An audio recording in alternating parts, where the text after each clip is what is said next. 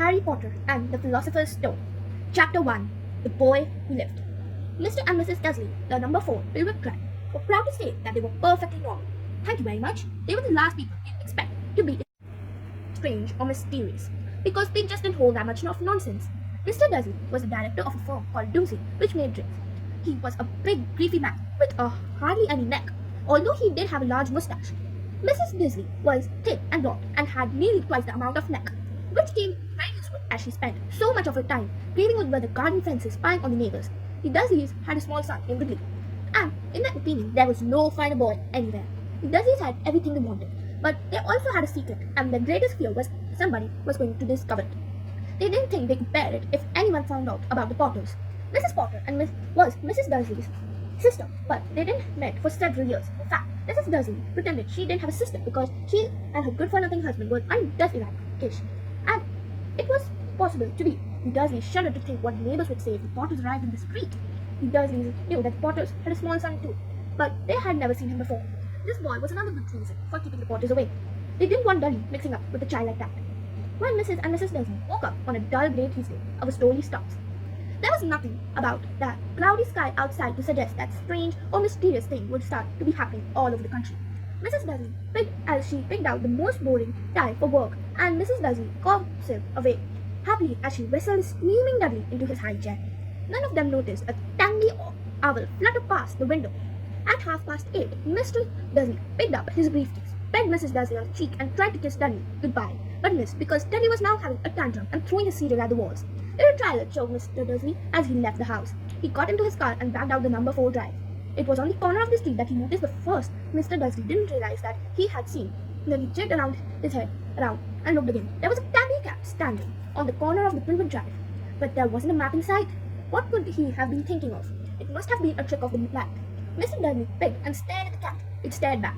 As Mr. Dursley drove around the corner and up the road, he watched the cat in the mirror. It was now reading the sign that said Privet Drive.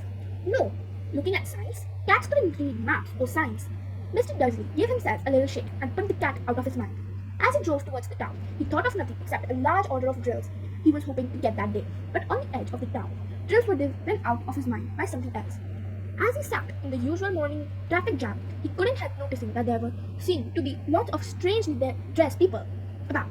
People in clothes. Mr. Dursley couldn't bear people who dressed in fun clothes, and the get-up you saw on young people. He supposed this was some stupid new fashion. He dumped his fingers onto the steering wheel, and his eyes fell on a huddle of these weirdos standing quite close by. They were whispering excitedly together. Mr. Dursley was engaged to see a couple of them weren't young at all.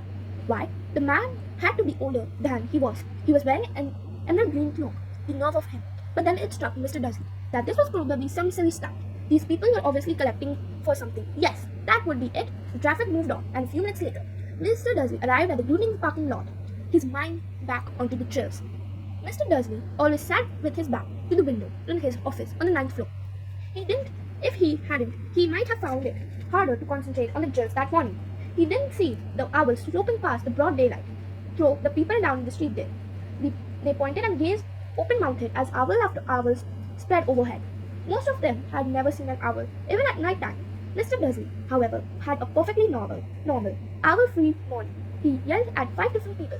He made several important telephone calls and shouted a bit more. He was in a very good mood until lunchtime, when he thought he'd stretch his legs and walk across the road to buy himself a bun from the baker's opposite. He'd forgotten all about the people in the clothes until he passed a group of them next to the baker's. He eyed them angrily as he passed. He didn't know why, but they made him uneasy. This lot were whispering excitedly too, and he couldn't see a single collecting tin. It was on his way back past them, cutting a large donut in the back, that he caught a few words of what they were saying. The Potters, that's right, that's what I heard. Yes, their son Harry. Mr. Dursley stopped dead.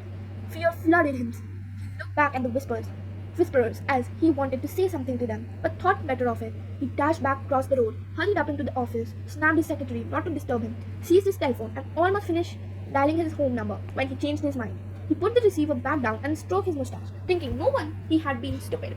Potters wasn't such an unusual name. He was sure there were lots of people who were called it Potters, who had a son called it Harry. Come to think of it, he wasn't even sure his nephew was called it Harry. He'd never even seen the boy. It might have been Harvard or Harold. There is no point of worrying Mrs. Dursley. She'd always got so upset at the mention of her sister. He didn't blame her. if he had a sister like that. But all those same people, those people in the clothes, he found it a lot harder to concentrate on the drills that afternoon. And when he left the building at 5 o'clock, he was still worried that he walked straight into someone just outside the door. Sorry, he gulped, and the tiny old man stumbled and almost fell. It was a few seconds before Mr. Dursley realized that the man was wearing a violet cloak. He didn't seem at all upset about being knocked to the ground. On the temporary, his face split into a wide smile, and he said in a squeaky voice that made the passers-by stare, "Don't be sorry, my dear sir, for nothing could upset me today. Rejoice, you know who, has gone at last. Even muggles like yourself, should be celebrating this happy day." The old man hugged Mr. Dursley about the middle and walked off. Mr. Dursley stood rooted to the spot. He had been hugged by a complete stranger. He also thought he had been called a muggle. Whatever that was, he rattled. He hurried to his car and set off home, hoping he was imagining things, which he had never hoped before, because he didn't approve of imagination.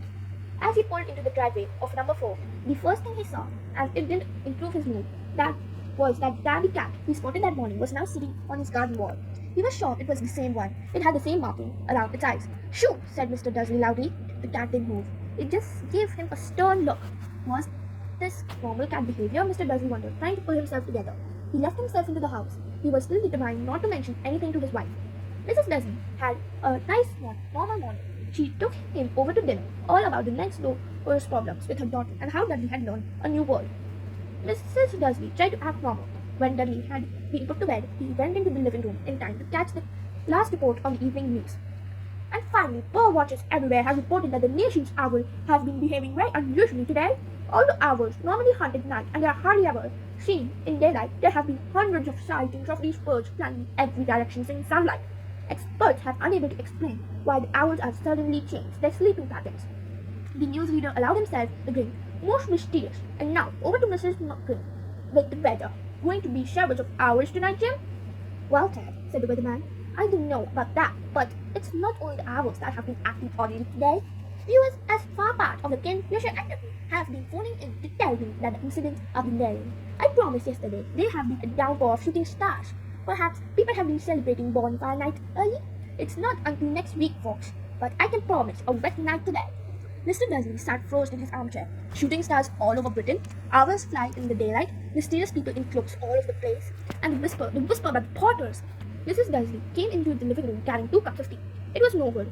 He'd have to say something to her. He cleared his throat nervously. Julia, dear, you haven't heard from your sister lately, have you?" As he had expected, Mrs. Dursley looked shocked and angry. After all, they normally pretend she didn't have a sister. "No!" she shouted. "Why? Funny stuff on the news, Mr. Dursley. Owls, shooting stars, and there were a lot of funny-looking people in the town today." "So?" snapped Mrs. Dursley. "Well, I just thought maybe it was something to do with, her plot." Mrs. Dursley sipped her tea through her pursed lips. Mr. Dursley wondered whether he dared tell her the name Potter. He decided he didn't dare. Instead, he said, as casually as they could, "Their son. I heard about Dudley's age. Now, wouldn't he?" "I suppose so," Mrs. Dursley sniffed. What's his name again?" "Howard, isn't it?" "Harry. Nasty home name, if you ask me."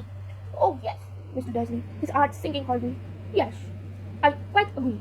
He didn't say another word on the subject as they went upstairs while Mrs. Dursley was in the bathroom. Mrs. Dursley kept in the bedroom window and peeked down into the front yard. The cat was still there. It was staring down at Plymouth Drive. Too was waiting for something. Was he imagining things? Could all this have anything to do with the Potters? If it got out that they were related to a pair of, well, he didn't think he could bear it. Thank you. The next version will be said